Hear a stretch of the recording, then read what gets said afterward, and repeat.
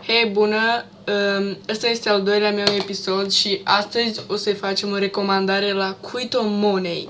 Bine, deci intrăm așa frumușel pe YouTube. Ok, da. Sper că mă aud foarte bine.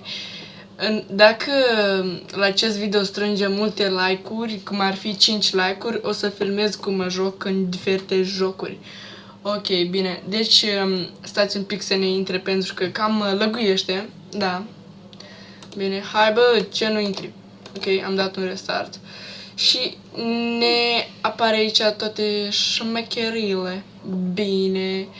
Dacă nu ar mai lăgui, ar fi foarte frumos. Ok. A apărut episodul 3 din serialul Radu Constantin. Ok. Bine, și intrăm la Cuito Money. Bine. Hai. Să-i facem o recomandare. Bine, deci vedeți acest băiețel, apă este foarte... Are un canal foarte tare de YouTube. I-am dat like la toate videourile sale. Da. Vedeți, are 15 like-uri. Este foarte tare acest YouTuber. Nu uitați să intrați și să-i dați like. Ok. Taci din gură. Și da. Bine, stați să șterg asta. Da, nu uitați să intrați la dânsul și să vă abonați. Pa! Ok, stai să sting acest căcat.